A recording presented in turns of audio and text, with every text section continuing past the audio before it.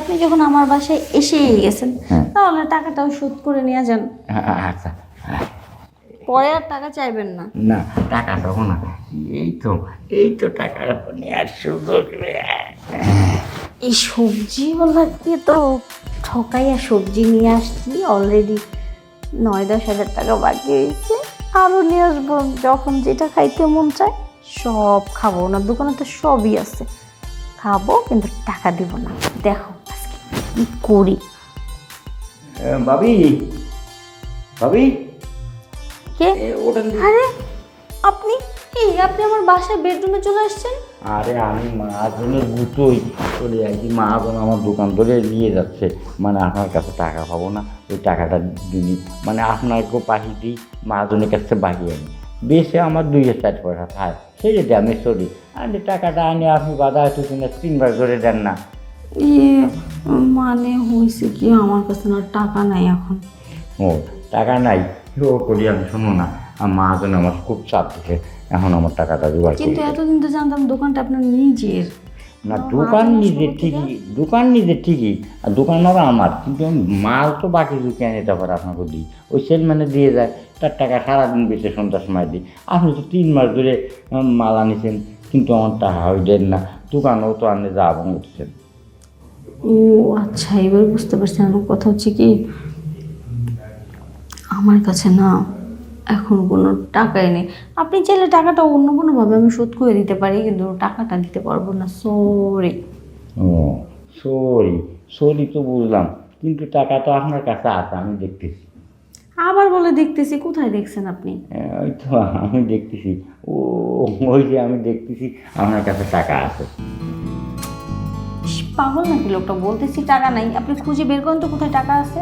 থাকলে আপনার, না থাকলে আমার। না, খুঁজে বের করে টাকা যদি থাকে তাহলে আমার, হুম আর যদি না থাকে তাইলে কি হবে বলেন?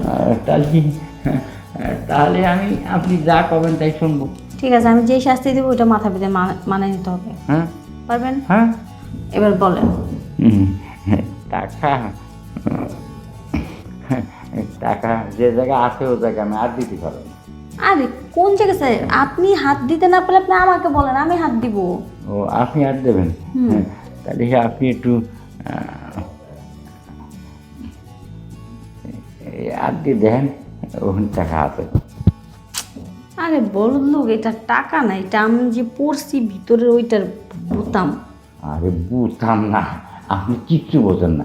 আপনি বয়স কি বড় হয়েছেন কী জন্য, আর বিয়ে বইছেন, বাড়ি খায় না, আপনার কিছু লাগে না? হ্যাঁ, অনেক কিছু লাগে, সেগুলো পাঠায় দেয়। ও পাঠায় দেয়, কিন্তু আরেকটা জিনিস যে লাগে ওটা কিনা দেয়? ওইটা মনে করাই দিন, ওইটা মনে করলে বুকের ভিতরে ভূমিকম্প হবে। এই তো টাকা, এই যে টাকা এবার পেয়ে গেছি। হ্যাঁ, ওটার ভিতরে যদি মনে দুঃখ লাগে, হ্যাঁ, তাহলে দুঃখটা আমি শেষ করে দিই। পারবেন? হ্যাঁ, সত্যি? হুম। অবশ্য একটা সুযোগ দিয়েই দেখি। হ্যাঁ, দেন। দিব? আমি তো ওই সুযোগে আইছি, আমি টাকা নিতে আচ্ছা, আসি। তখন আপনার মহাজন আপনাকে বাইর করে দিবে না? আর তখন আমি টাকা জোগাড় করে দিয়ে দেবো মহাজনকে, মহাজন কিচ্ছু করতে পারবে না। ও বুঝতে পারছি। না, এখন মহাজন ভোগবে এই ভাব নিয়ে আমার কাছে আসছেন, অথচ মহাজনকে আবার পরে দিবে। আচ্ছা যাক, ওগুলো আমার জানার বিষয় না, দেখার বিষয় না। হ্যাঁ হ্যাঁ, ওটা আপনার আমার তো কথা হচ্ছে, আপনি যখন আমার বাসায় এসেই গেছেন তাহলে টাকাটাও শোধ করে নিয়ে যান। আচ্ছা। পরে আর টাকা চাইবেন না। না, টাকা তখন না, এই তো টাকা নেওয়ার সুযোগ রে।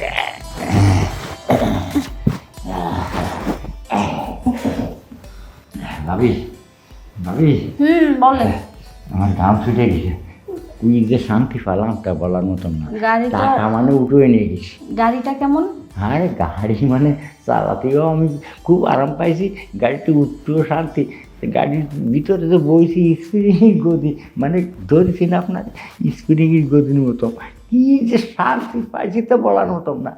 আচ্ছা আচ্ছা, ঠিক আছে, অনেক শান্তি পেয়েছেন, অনেক ভাল লাগছে। এইবার আপনি আমার ঘর থেকে যাবেন না নাকি এখানেই থাকবেন? কিন্তু মনে চাচ্ছিল আর একবার। এই একবার দিছে, ভালো লাগে নাই, যান, বেরোন। তাহলে কালকে আসি? বলছি যান, আপনি তাড়াতাড়ি যান। আচ্ছা, কালকে আসবো আর ভাই।